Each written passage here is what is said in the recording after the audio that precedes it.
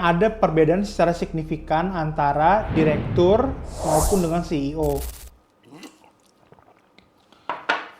Halo semua, kembali lagi ke channel YouTube gue. Kenalin, nama gue Ricky Ramoti.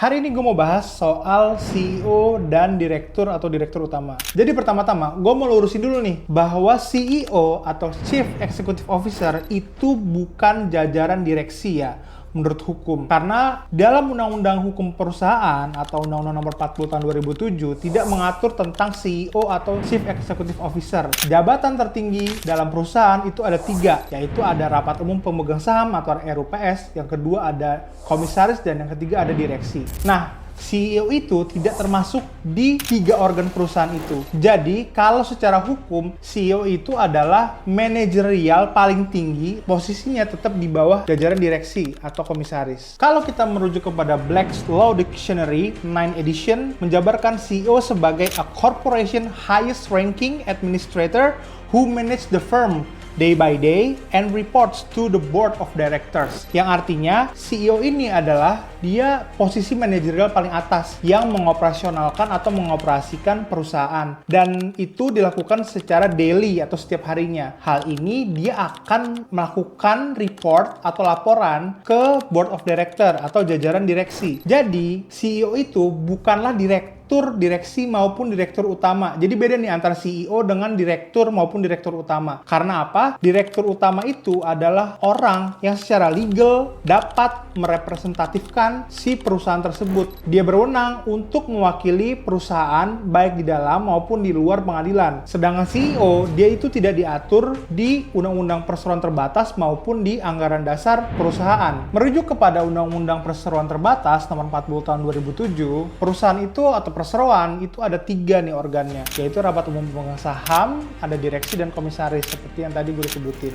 Nah, 3-tiganya ini punya proporsi masing-masing. Kalau Rapat Umum Pemegang Saham, dia ini menentukan atau yang memberi keputusan arah perseroan ini mau dibawa kemana atau mengoperasikan gimana, dan rencana bisnis segala macam itu ada di RUPS. Direksi itu menjalankan perusahaan day by day secara operasional. Dia juga yang mewakili perusahaan untuk misalnya bikin perjanjian dengan pihak lain. Jadi misalnya ada kerjasama antara company A dan company B, yang berhak untuk mewakili si company A maupun company B itu adalah direktur utama atau direksi. Sedangkan komisaris mempunyai kewajiban atau pekerjaan penting untuk mengawasi tugasnya si para direksi ini atau jajaran direktur. Nah, lebih lanjut nih, kita merujuk ke pasal 1 angka 4 UU PT, Rapat Umum Pemegang Saham adalah, gue kutip sebagai berikut. Dalam undang-undang ini yang dimaksud dengan ayat 4, Rapat Umum Pemegang Saham yang selanjutnya disebut RUPS adalah organ perseroan yang mempunyai wewenang yang tidak diberikan kepada direksi atau dewan komisaris dalam batas yang ditentukan dalam undang-undang ini dan atau anggaran dasar. Kemudian, pasal 1 angka 5 UU PT,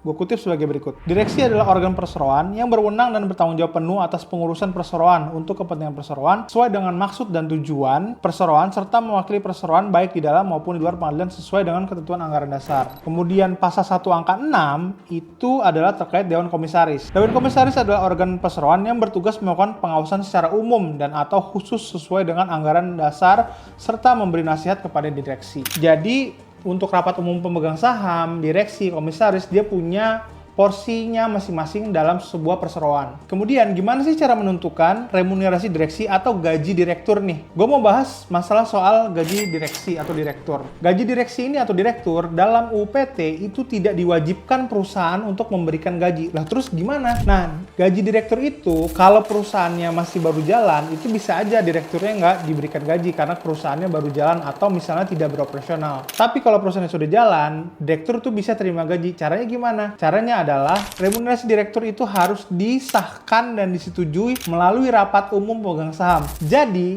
gaji direktur itu harus disetujui oleh pemegang saham melalui RUPS. Kalau gajinya tidak disetujui oleh Rapat Umum Pemegang Saham, maka direktur tersebut belum berhak terima gaji, teman-teman. Hal ini berkesesuaian dengan pasal 96 Undang-Undang Perseroan Terbatas yang bunyi sebagai berikut. Ayat 1, ketentuan tentang besarnya gaji dan tunjangan anggota direksi ditetapkan berdasarkan keputusan RUPS. Ayat 2, kewenangan RUPS sebagaimana dimaksud pada ayat 1 dapat dilimpahkan kepada Dewan Komisaris. Ayat 3, dalam hal kewenangan RUPS dilimpahkan kepada Dewan Komisaris sebagaimana dimaksud ayat 2, besarnya gaji dan tunjangan sebagaimana dimaksud ayat 1 ditetapkan berdasarkan keputusan rapat Dewan Komisaris. Jadi, penentuan gaji direksi direksi itu tetap harus melalui RUPS. Tapi RUPS juga dapat melimpahkan hal ini kepada Dewan Komisaris. Jadi kalau misalnya jalannya perusahaan nih, tiba-tiba misalnya gaji direkturnya itu 10 juta. Terus karena ada satu dan lain hal, misalnya dia punya jajaran direktur ada 5. Gajinya 10 juta, 10 juta, 10 juta, 10 juta, 10 juta. Kemudian yang 4 direktur lainnya mundur nih dari jabatannya. Nah, direktur yang sisa satu ini nih, dia itu gajinya bukan jadi 50 juta, tapi gajinya tetap 10 juta. Kecuali dia bisa gajinya naik jadi 50 juta kalau sudah ada persetujuan rapat umum pemegang saham atau persetujuan dari Dewan Komisaris yang dapat dibuktikan melalui surat persetujuan Dewan Komisaris maupun adanya rapat umum pemegang saham. Jadi nggak bisa nih tiba-tiba misalnya direktur gajinya 10 juta, terus kemudian karena ada jajaran direksi yang lain mengundurkan diri di jabatannya, lalu kemudian